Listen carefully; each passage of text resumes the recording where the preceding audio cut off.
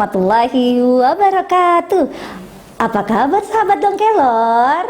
Saya doakan semuanya pada sehat semuanya. Iya, sehat kan Mocha? Sehat, alhamdulillah. Hari ini kita akan mendongeng tentang apa ya Mocha? Tentang kura-kura mencari sahabat. Wah, katanya ada lagunya. Oh iya ada. Oke, sekarang Kanisa dulu ya. Saya dulu. Saya dulu. Oke, ada kura-kura tinggal dalam cangkang. Dia sayang rumahnya, sangatlah sayang. Kepalanya keluar jika ingin makan. Dia masukkan lagi jika ingin tidur. Dia bilang, ayo panggil kura-kuranya yuk. Kura-kura. Kura-kura. Yuk panggil kura-kuranya. Nah, kura-kuranya nih. Matanya. Oke, kamu duduk dulu ya. Kak Nisa mau bercerita tentang kura-kura. Oke, kakak. Oke, kita siap bercerita. Oke. Pada suatu hari, di pagi yang sangat cerah, di mana matahari bersinar sangat terang. Aku adalah matahari. Aku siap memberikan kalian energi, semangat, bahkan vitamin buat adik-adik. Wow, mataharinya baik sekali ya adik-adik. Mau memberikan kita vitamin. Jadi matahari itu sangat berguna bagi kita. Setelah itu ada juga ayam yang berkokok adik-adik.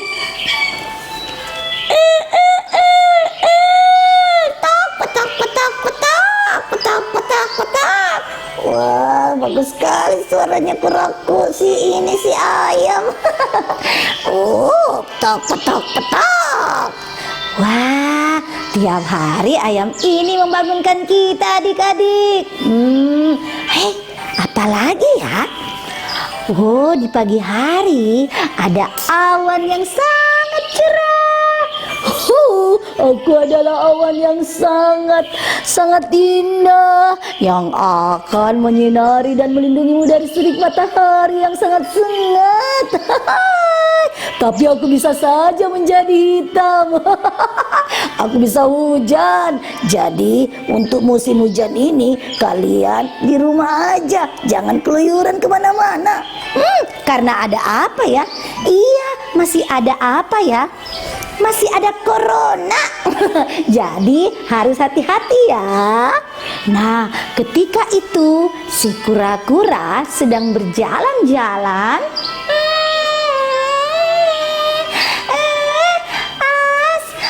Bosan. Nggak ada orang-orang. Aku lihat di sini nggak ada teman-teman. Aku mau cari teman-teman. Tiba-tiba ada yang temannya yang lagi memanggil dia. Siapa ya temannya yang memanggil dia? Oh, ternyata dia adalah seekor bebek. Hai, kura-kura, sini dulu. Hei, mengapa kau memanggilku? Hei, aku terlilit tali rapia, Bo. Bantu aku dulu, aku tercekik nih. Hah? Kasihan sekali. Kau terlilit tali rapia. Aku akan membukakan tali rapia itu. Hei, ternyata kodonya terkena tali rapia. Karena apa ya? Karena manusia suka buang sampah di mana-mana. Akhirnya aku yang jadi korban deh. Aku terlilit tali rapia. Ada plastik sampah. Mataku jadi rusak nih gara-gara sampah-sampah itu. Wah, kasihan sekali kau sahabatku. Nah, nanti mudah-mudahan para manusia itu sadar bahwa membuang sampah itu tidak baik buat kita semua. Iyalah, terima kasih ya sudah nolong aku. Terima kasih ya kura-kura. Aku mau jadi sahabatmu. Dadah. Ketika itu si kura-kura melanjutkan perjalanannya. Ternyata dia mendapatkan sahabat tadi yang bernama si kodok. Lalu dia berjalan-jalan lagi. Dia bertemu siapa lagi ya? Oh, dia bertemu dengan seekor apa ya adik-adik? Hei, oh oh ah ah, oh oh ah ah. Hei, siapa kau? Wah, kamu pintar sekali memanjat pohon. Hei, monyet. Kura-kura. Lihat nih, aku bisa naik nih. Wah, hebat sekali kamu, teman. Kamu jago sekali memanjat pohon itu. Aku kan monyet. Aku serba pintar dan kuat. Kamu itu monyet. Tolong ajarin dong aku cara manjat pohon. Aku juga mau ikut tahu. Hei, aku tidak mau. Kamu kan hanya pintar, jalanmu lambat. Terus mukamu juga jelek. Jangan ngejek-ngejek dong. Aku juga kan ciptaan Allah. Tapi kamu kan jalanmu lambat kan. Tapi aku juga mau manjat. Ayo dong, ajarin aku dong. Tapi si monyet itu tidak mau mengajari si kura-kura adik untuk bermanjat pohon. Tapi si monyetnya manjat terus pohon. Sambil dia mau gembira sekali. Lalu pada suatu hari dia bermain-main memanjat pohon. Tiba-tiba apa yang terjadi adik-adik? Si kura-kura ini berjalan di atas gunung. Tiba-tiba tanah bergerak. Kenapa ini tanah bergerak? Wah, ada apa dengan tanah ini? Tolong. Lalu apa yang terjadi? Pohon itu mengguncangkan kura-kura. Bahkan si monyet ini mau jatuh adik-adik. Tolong, aku tidak bisa menahan gerakan ini. Wah, apa yang terjadi? Wah, tanah ini bergerak. Lalu angin sangat kencang. Aku tidak bisa menahan ini. Tolong.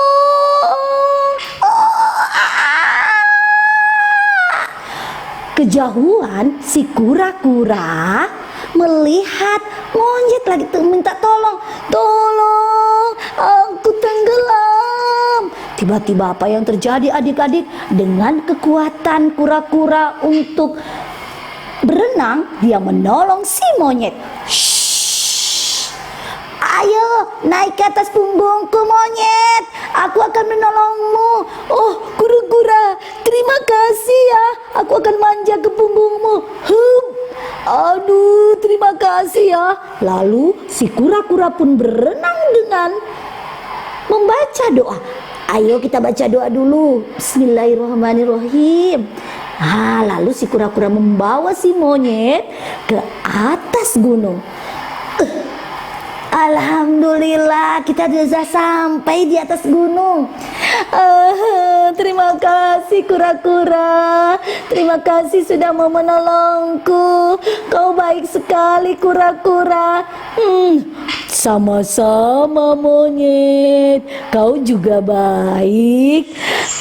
Aku mau jadi temanmu kura-kura. Kau sangat baik sekali. Kau mau jadi temanku? Nanti ajarin aku naik di atas pohon ya. Oh iya, aku akan mengajarimu kura-kura. Alhamdulillah, aku dapat teman lagi. Nah adik-adik, itulah kisah kura-kura mencari sahabat. Jadi kita tidak boleh pilih-pilih teman-teman. Kita ini adalah makhluk Allah yang harus saling tolong-menolong dan saling membantu. Demikian dari Kak Nisa. Assalamualaikum warahmatullahi wabarakatuh.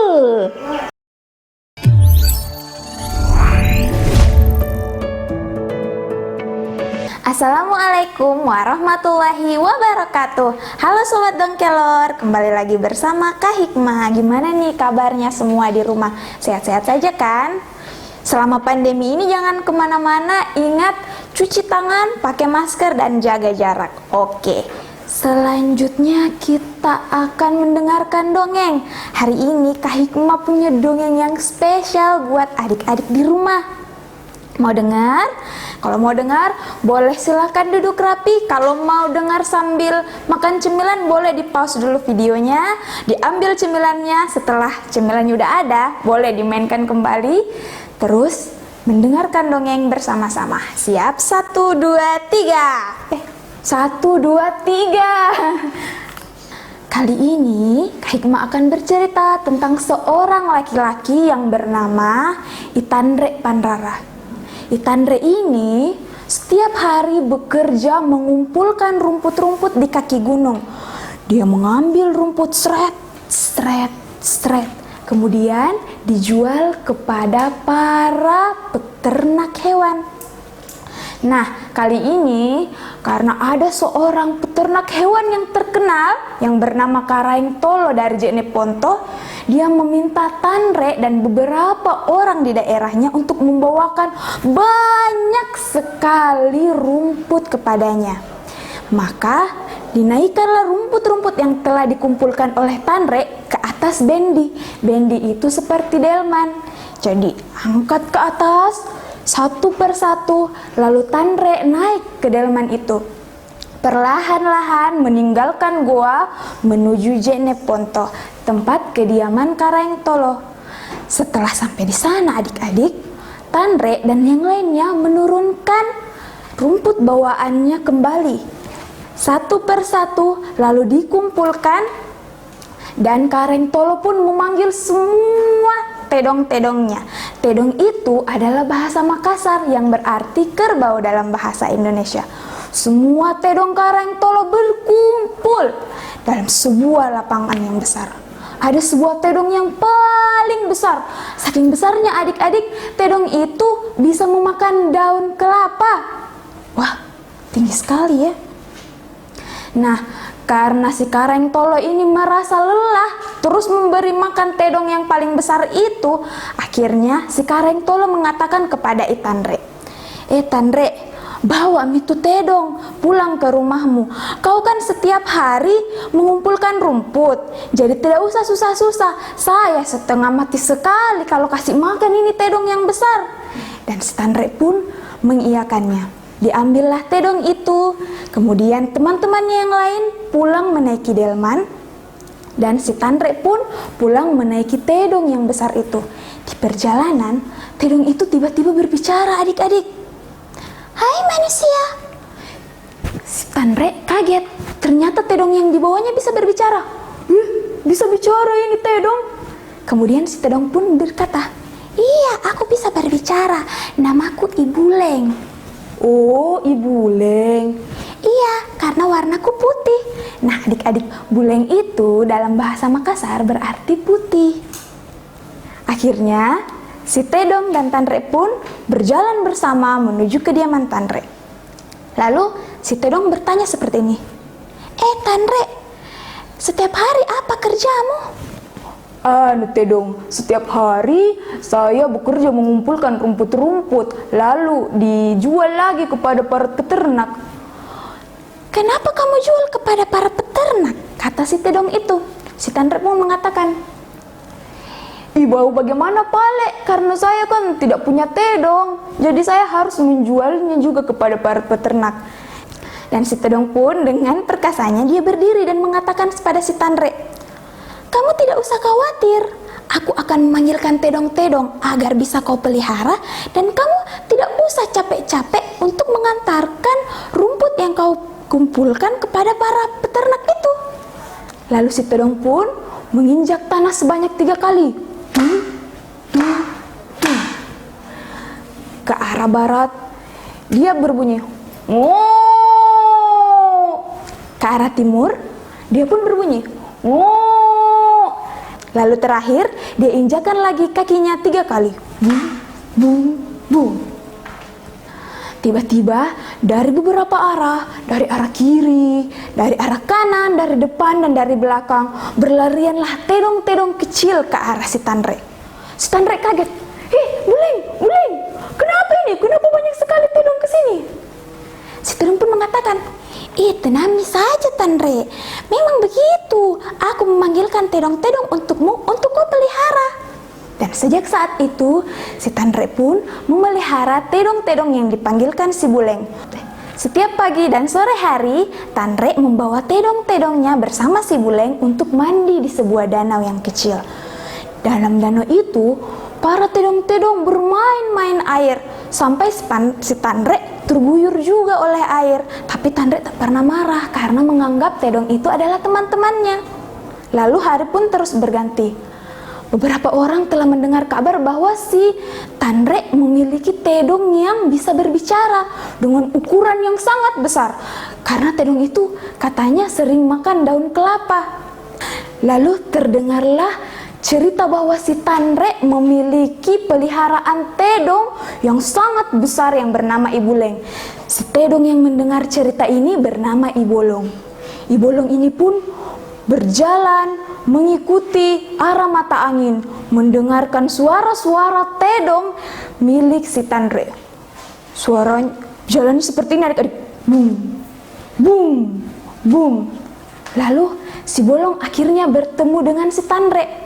Dia tidak melihat kemana perginya si Buleng. Si Bolong bertanya kepada Tanre, manusia, mana itu tedong Buleng yang terkenal itu? Aku mau sekali bertemu dengannya. Si Tanre mengatakan, tidak ada. Dia pergi bersama tedong-tedong lainnya. Lalu si Bolong pun mengatakan, aku ingin sekali melihat bagaimana dia. Aku ingin melihat bagaimana kemampuannya. Aku ingin bertarung dengan dia untuk membuktikan siapa yang paling kuat di antara kami. Apakah aku atau si Buleng itu? Tapi Tanre tidak pernah mau mengatakan di mana si Buleng berada karena Tanre ingin melindungi hewan peliharaannya. Si Bolong pun akhirnya marah. Dia mengangkat satu kakinya lalu menendang dadanya si Tanre. Si Tanre jatuh terbang melayang sampai ke dalam air. Si Tanre kesusahan untuk bernafas. Si Tanre berteriak, "Tolong, tolong, tolong! Oh Buleng, tolong ah!" Si Buleng yang bersama teman-teman tedong lainnya pun mendengarnya. Buleng mengatakan, teman-teman tedong, kamu dengar itu kan? Itu suara teman kita. Ayo kita segera tolong. Mendengar suara si Tanre minta tolong, Ibuleng dan tedong-tedong lainnya pun segera berlari menuju suara si Tanre. Sampai di sana, dilihatlah si Bolong hampir saja menghajar si Tanre. Si Buleng pun mengatakan, tedong, mengapa kau menyerang temanku? Si Bolong dengan semangatnya pun berbalik. Ini tedong Buleng yang terkenal. Katanya kamu ini tedong yang paling kuat. Aku ingin melihat bagaimana kekuatanmu. Iya, tapi kalau kamu ingin melihat bagaimana kekuatanku, kamu tidak perlu melukai temanku. Kamu cukup melawan aku saja. Dan akhirnya si Buleng dan si Bolong pun bertarung. Mereka berguling-guling di tanah. Lalu akhirnya si Bolong mengatakan, iya pale, sudah mi, kuakui mi, kau memang Buleng, tedong yang paling kuat di sini. Si Buleng pun mengatakan, makanya Bolong, jadi tedong, jadi ciptaan Allah, jadi ciptaan Tuhan, kita tidak boleh sombong. Iya, betul sekali. Lalu si Bolong pun dengan terseot-seot meninggalkan si Tanre, tedong-tedong lainnya, dan juga si Buleng. Si Bolong pergi dengan rasa menyesal dalam hatinya karena kesombongan yang dia miliki. Pergilah si Bolong, lalu tinggallah si Buleng bertanya kepada Tanre. Tanre, kamu tidak apa-apa kan? Tadi aku dengar kamu minta tolong. Si Tanre mengatakan, aku tidak apa-apa kok, hanya sedikit, biasa. Lalu si Buleng mengatakan, Tanre, ngomong-ngomong, badanku ini sudah kotor. Aku turun dulu ke air, nah. Aku mau mandi dulu di air. Lalu si Buleng pun turun ke air danau itu, perlahan-lahan. Kemudian si Buleng tidak terlihat oleh Tanre dan tedong-tedong lainnya. Tedong-tedong lainnya dan Tanre ini menunggu. Kapan ya ini si tedong Buleng ini lompat untuk menyipratkan air kepada teman-teman yang lain. Tapi ternyata si tedong Buleng ini tidak muncul-muncul ke permukaan. Si Tanre duduk di tepi danau menunggu 1 menit, 2 menit, sampai 10 menit. Si Tanre melihat ke dalam air. Kemana perginya Buleng?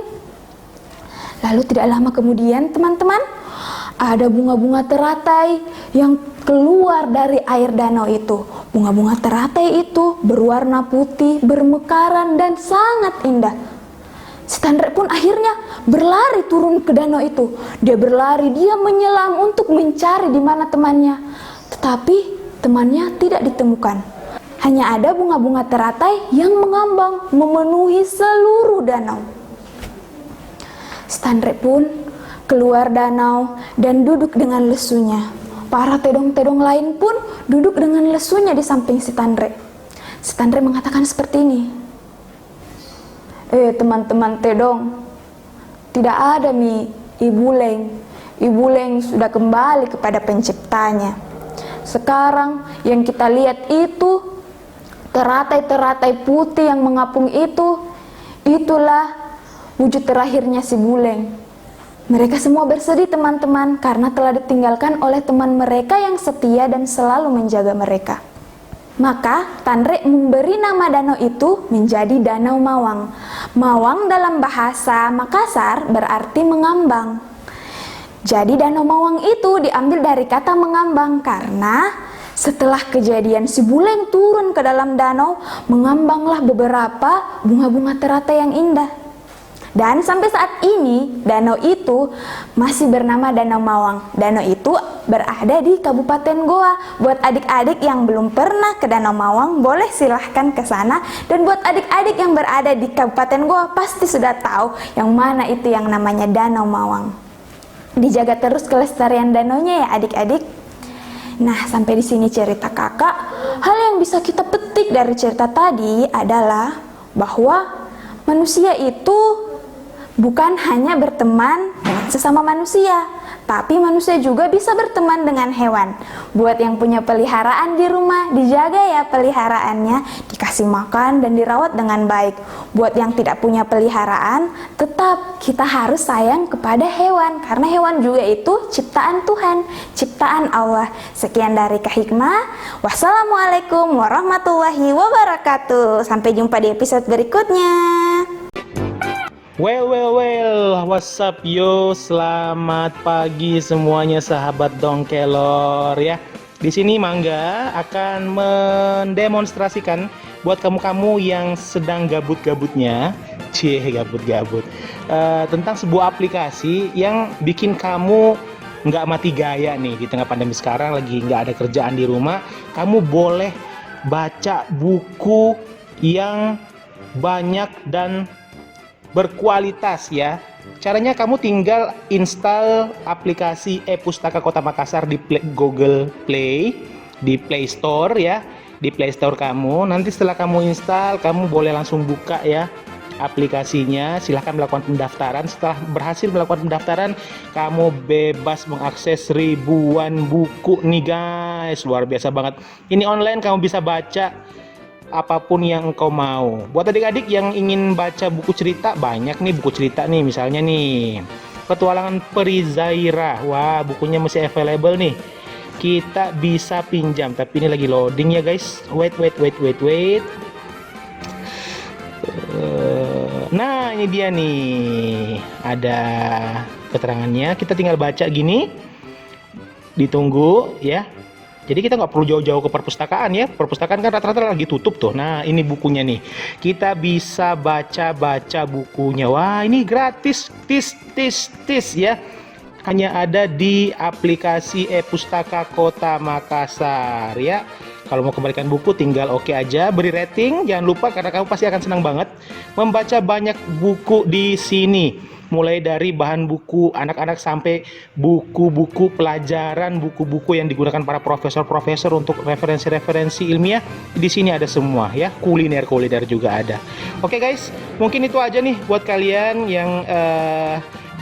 dan cukup sekian. Assalamualaikum warahmatullahi wabarakatuh.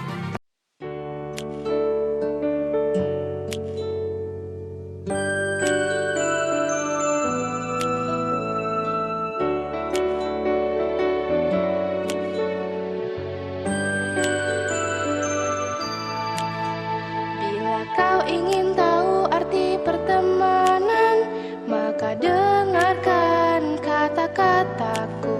Bila kau ingin selalu dicintai kawan, maka turuti aku. Tebarkan salam